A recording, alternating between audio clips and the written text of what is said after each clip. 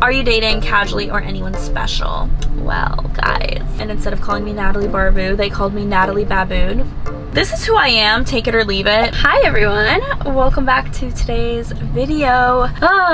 It's a car chat, which I think you guys know what that means. It means that it's a little Q&A, it's a little life update, and I am really excited to just sit down and chat. I feel like I haven't pulled my camera out and just filmed in quite some time, so here we are. Do you have any water left?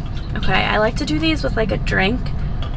This is very warm, but I already got a coffee today, so I do not want to get a second one. Slash, do not need a second cup of coffee. So anyways, here we are. Grab a drink, grab a snack, maybe some popcorn. That actually sounds so good right now, but we're just gonna dive in and we're gonna do a little Q&A, which I'm very excited for. I asked you guys on Instagram to ask me questions, and I haven't done a Q&A on my YouTube channel in forever. I honestly actually don't know the last time I did a Q&A, but I did just celebrate my 27th birthday. I don't know what to say. Celebrate my 27th, and I was like, I just want to talk. I usually do like a 25 lessons, 26 lessons, 27 lessons video, but I feel like I am so repetitive with those now that I don't want to necessarily do a 27 lessons I learned by 27. Honestly, even though this year would have been a great year to do it, because I have learned a lot this year, but 27 is just a lot. Like, how do I change it up, you know? 27, that's getting up there. We're not doing that. We're instead doing a Q&A. But if you want to hear life lessons I've learned this year, because 26 was by far the hardest year of my life. If you look back at when I turned 26, that was April of 2021. We had just started fundraising for Rella. We had just started kind of like, it was the first quarter of Rella, so we had so much to learn and we had so much going on. And then if you fast forward a few months, I had gone through a breakup with someone that I was dating for 4 years, with someone who I thought I was going to marry. So that was fun. And then just like that has been, you know, hard. I feel like anytime you go through a breakup, doesn't matter how long it's been, it's just really, really difficult. So yeah, that was a lot of fun. But I'm 27 now, and I'm looking forward to being in my late 20s. I feel like a lot of times people kind of get scared of their 20s. They're like, oh my god, I don't want to get older. I don't want to, you know, like grow up. Like 27 just sounds so old to me. And it's funny because I'll look back, and I look back to when I was like 22, 23, even 24, and I'm like, oh my god, I was so young. And I feel the same as I did then, but I just can tell like my, not even opinions on things, but like my lifestyle in general, and the amount of like, excuse my French, but the amount of like bullshit you deal with at 22, 23, 24, like that you allow in your life at that age versus now. I just feel so much more confident in myself, and I think every year I feel more confident in myself, and I care less about what people think about me, and I'm just like, this is who I am, take it or leave it. If you don't like me, if you know, are gonna disrespect me, like that's tells me everything I need to know, and that's it. It's like a good riddance, goodbye type of thing. Versus I feel like when I was younger, I would like try harder, and I would like really want everyone to like me, and I would also just like not, I would just like, I think I tried way too hard to like be cool back then, whereas now I'm like, this is me, guys, take it or leave it. I don't know, I'm just more secure and more confident of myself now that I'm in my late 20s, and I like getting older. So many people don't get to live a long life, and so I am so grateful for every year that I've, you know, that I live. I'm so grateful for every new age that I am, and each like new age, new chapter comes with so much more wisdom. It comes with so much more confidence, and I honestly like getting older. I don't mind it. Like, I'm not someone who's like, oh my god, I'm gonna lie and say that I'm like 25, or I'm like, can't believe that I'm, you know, I want to be like 25 again. Like, I don't. Hello 27, I welcome you, and I am so excited for you. It's kind of my like, I don't know, do you guys feel that way too with getting older? Especially as women, I think we're so scared to get older, and I'm just like, okay, I'm very excited. Bring it on. So I am answering these questions in no particular order, but before we dive into the questions, I did want to thank Squarespace for sponsoring today's video. So thank you, Squarespace. If you don't know what Squarespace is, then this must be your first video on this channel, but it is my favorite website builder. As you guys know, I have my own business, and I think that if you have a business, if you want to have a business, if you're a content creator, if you have anything that you like want to, make your own, you need a website, and you need a website on Squarespace. So all you need to do is go to squarespace.com/NatalieBarbu. You will get 10% off your first purchase, and you can choose from their beautiful, beautiful, beautiful templates. You can customize any template. You can get 24/7 support. Each website will look unique and different, and you do not need to know how to code. You don't need a developer. You don't need a designer. You can do everything yourself because it's so customizable. It's so easy, and you can literally build a website within a day. So if you don't believe me, go to squarespace.com/NatalieBarbu, or you can use the code NatalieBarbu at checkout once you find your perfect template, because there is a template for everybody, and check it out yourself and let me know what you decide to build off of it. But I'm a big believer that everyone should have a website for themselves. Everyone should have something that they kind of like call their own. Thank you, Squarespace, for sponsoring today's video. Let's dive into the questions. Again, these are in no particular order, so some of them are going to be longer, some of them are going to be rapid style, some of them are going to be like random ass questions. We're just gonna get into it. First one, which Taylor Swift show will you attend? I'm going to Atlanta on Friday, the April 27th, 28th? I think it's 28th. I'm so excited. I'm going with Natasha and her little sister. Natasha is someone that works with us at Rella, and we got tickets with the pre-sale, so very grateful we didn't have to pay resale prices. We actually have pretty good seats. We're not on the floor, but we're on the lower level, and I'm obsessed with Taylor Swift. She is by far my favorite artist. I will defend her so much to anyone that wants to talk crap about her. I'm like, no, you don't have to like her. I don't care if you like her or not, but everyone needs to admit that she is the best songwriter, not singer, the best songwriter of our generation. There is no question. Like, I will die on that hill. I have been a Swiftie since Our Song came out. I remember, it's gonna sound very strange, but I remember where I was when I listened to that song for the first time. And I was sitting in the passenger seat, which is ironic, with my sister in the car. It was on the radio. And we were driving back from school. So she picked me up from school. It was my older sister. We were driving back, and we were driving past, I remember this specific neighborhood. We were driving past like my grandparents' house. They lived close to my high school. And I remember the song came on, and I was like, oh, I like this song. Who's this? And she was like, oh, it's this girl named Taylor Swift. She's really young. I think she was like 15 at the time. But it's a good song. And by then, I was a diehard Swiftie. And I remember when I was in high school, I had a MySpace. Yes, that shows how old I am. I had a MySpace, and this was when putting song lyrics as your caption was really cool. So I went through all my photos on MySpace, and I changed every single caption to a Taylor Swift caption. And it was stuff like love, like love romantic lyrics about boys, about love, about all of this stuff. I had never kissed a boy at that time. So did I relate to any of it? No. But her songwriting was so good that even though I didn't actually have personal experience with this, I somehow related to it. And that is why she's the best songwriter of our time. No questions asked. Thank you very much. That answer was supposed to be a 5-second answer, and I made it like a 2-minute one. So anyways, number 2, do you think that you will get a master's? No. I'm already getting a master's. Rella is my MBA. I will not go back to school. I have a lot of thoughts on higher education, and I think an MBA is not needed in today's day and age. Obviously, it depends with what you want to do, but like, I personally think that I am getting an MBA right now, and I will not go back to school. I would love to like speak at school, like Harvard Business School. If you want me to speak at one of your classes, I am available. Will I be getting a degree? Will I be drowning myself in student loan debt to get a master's? No, not for me. Number 3, how do you keep up with DMs/emails? How/when do you ignore messages without feeling guilty? Okay, I try to respond to all my DMs. I am not someone that's super famous. I am not drowning in DMs. I'm not getting a DM every minute. I probably get a few DMs a day. I'd say probably like 3 DMs a day is fair. And so it's really easy for me to respond. I truly try to respond to all my messages unless they're kind of like creepy or unless they're rude, then I don't respond. I don't respond to people that are like rude. I just immediately block. And that's why I feel like I don't really get much hate anymore. Like all of them have been blocked. and so I don't get that many DMs, and so it's really easy for me to respond. I am pretty bad at responding to comments though, because I'm like, how many ways can I say the same thing? Like, how many ways can I say thank you? So I'm pretty bad at responding to comments, but I've actually been trying to be better at that. But DMs, DM me, seriously, if you want to talk about anything, like, I answer my DMs, so DM me. And if you've DM'd me and I haven't answered something, I must have missed it, or I must have been busy when I read it and then I just like forget to answer, because like, I am the world's worst texter. If you text me something, I won't respond. I just 95% chance I'm not responding. I don't know why. I'm really bad at texting. But DMs, I answer those. So I don't know. I think it's because I hate that Instagram lets you know when you see it, and so it like makes me feel guilty versus texting. I'm like, oh, they don't know I read it.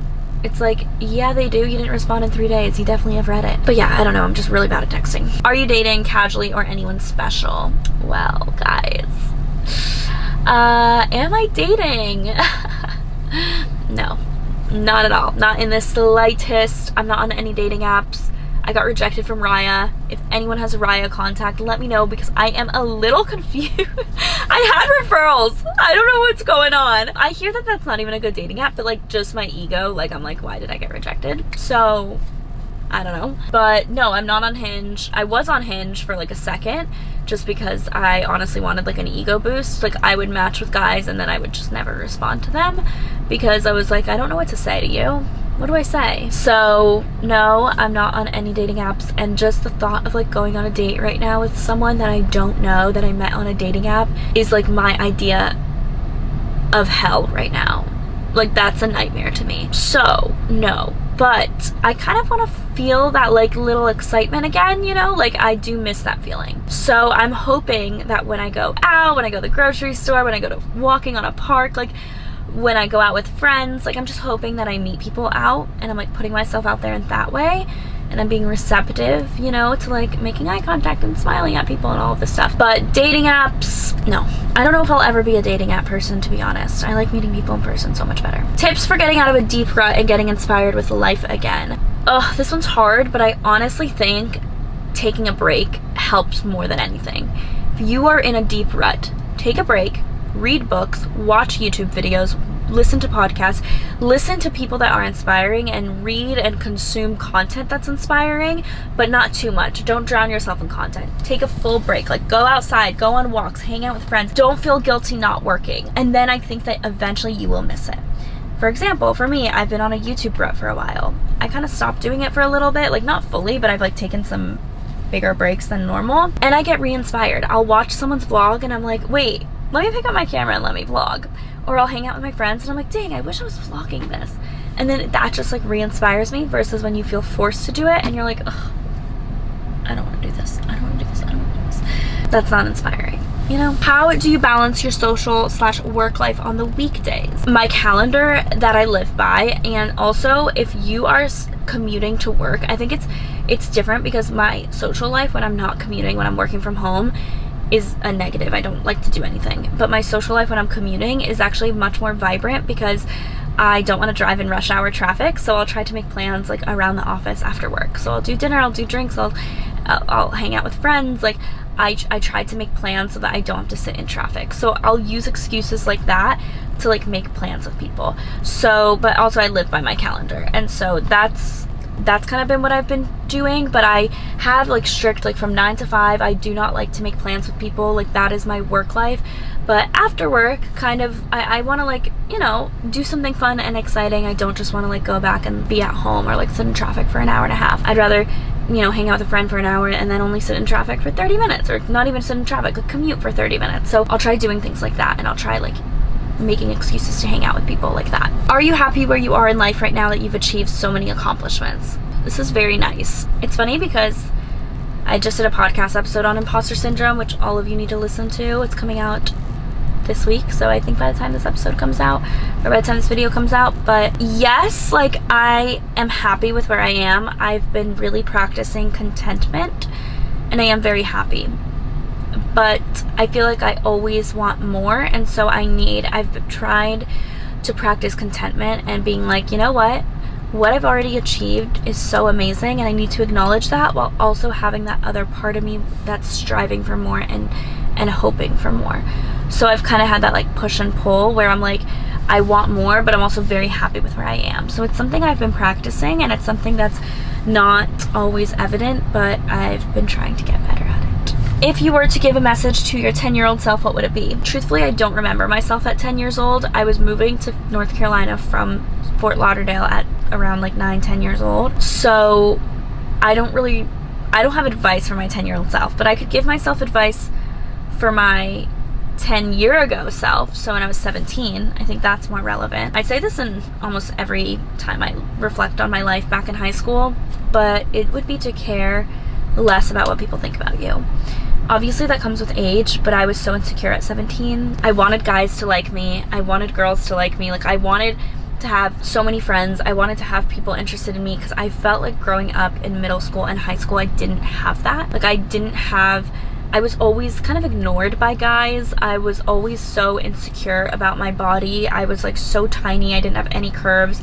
I like didn't have any boobs, no butt. Like, I was also, it's gonna sound like I'm even like, I don't know why I'm like, oh, I don't want to say it, like who cares. I was like so hairy when I was little. Like, I remember people making fun of me in elementary school, and instead of calling me Natalie Barbu, they called me Natalie Baboon. Kids are mean. Stuck with me. I am 27 years old and I'm still remembering that happened on the bus. The bus is where all bullying stems from. But yeah, I would just tell myself to not care that much, and just like, people that don't like you are not worth your energy, and they are not worth your time. And the second you stop caring about what people think is when the doors open. Like, if I cared about what people thought about me, I wouldn't have a YouTube channel. I was made fun of for this in high school. I wasn't like bullied per se, but I was definitely made fun of. If I let those people stop me, thank God I actually didn't let them stop me. But if I did, I wouldn't have the life I have today, and that is so tragic. So just don't care what people think about you. I think that is like my biggest piece of advice. Did you ever find another apartment? Okay, so if you guys know, I am looking to buy a condo or a house, but realistically a condo, because I do want to live in it and I want to live closer to the beach. So I really want to move, and I want to buy something. I don't want to rent. And so I was under contract on a house that was absolutely perfect. It was my dream home. Like, everything about it was perfect. The second I stepped foot in it, I was like, this is it. This feels so right. Put in an offer on it. It got accepted. I was so excited. My loan got approved for like my personal loan got approved.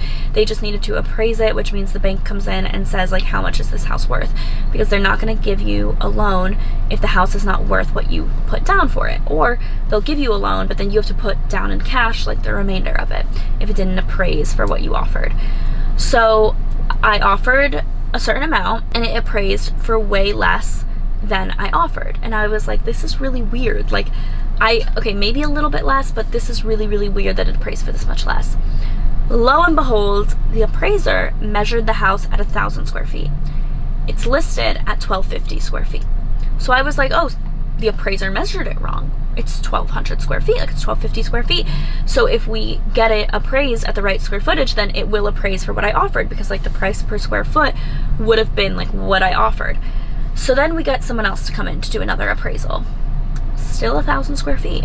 And so I'm like, what? So then I talked to the realtor and I'm like, hey, this is saying that it's 1,000 square feet, but their like tax county records show that it's 1,250. So I'm like, we need to figure out where this discrepancy is coming from, because there's a 250 square foot discrepancy. She's like, absolutely not. This house is 1,250 square feet. The people that you got it measured were wrong, like all of this stuff. And I'm like, okay, well, we had two separate people measure it. I want this house. I want this to show that it's 1,250 square feet. So let's get someone else to measure it. She pays for someone else to come measure it. 1,000 square feet. The house is 1,000 square feet. There's no other way around it. So then I'm like, okay, listen, it appraised for this much money. I'm willing to put down an extra 15K. So 15K over the appraisal, which was less than what I was offering. Because I was like, I'm not going to put down this much money. First of all, I couldn't even afford it at that point if I had to put down that much cash. But also I was like, the house is not worth this. I'm going to get screwed when I try to resell this. If like, I'm not overpaying for this house. And then they said no. They backed away. The house is still on the market, and it's on the market for 1,250 square feet. I'm just like, you guys are lying. You guys are willingly lying. And they technically don't have to change it because the county records show 1250 square feet, even though when you actually measure it, it's not. So if you guys are buying a house, get that thing measured, because you don't want to overpay or else you're going to have this issue again. Like when I resell it, someone's going to come measure it and be like, this house is not 1250 square feet. So I'm hoping that it stays on the market forever and then they come back to me. That's what I'm hoping. Last question that I'm going to answer is, do you want kids? Surprisingly, I got this question 3 times. I was like, I never get this question in my Q&A.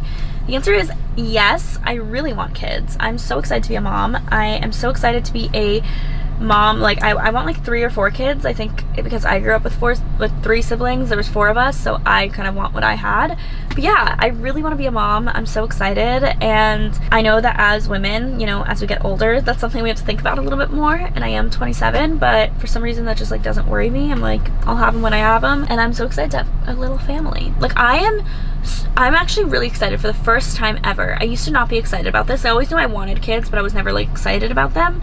For the first time ever, I'm starting to kind of have baby fever. Like I look at little babies and little kids and I'm like, oh, I want that. And I never used to be like that because I really don't like other people's kids. Like I'm not someone that will babysit. I'm not a nanny. I'm not, like, to me, kids were never cute. They're becoming cute now. I'm like, oh, they're actually kind of cute. I kind of want them. And I'm seeing people that are like married and like buying a house and doing all this stuff with their significant other. And I'm like, oh, that's like kind of cute. Like I kind of want that. And I never used to like dream of that. Like I'm not someone that dreams about my wedding. I honestly don't really want a wedding. Like I kind of want to elope and just be like, we did the thing. But yeah, I'm like looking forward to that stage. So I want to skip dating and I want to just go straight to that. So if anyone knows how to do that, let me know. Anyways, thank you guys so much for watching today's video. This is getting a little lengthy, so thank you again for watching. You guys know what to expect when you come in my car. I love you guys. I want this to be an active discussion in the comments, so answer all the questions yourself too, and I will see you guys later. Bye guys.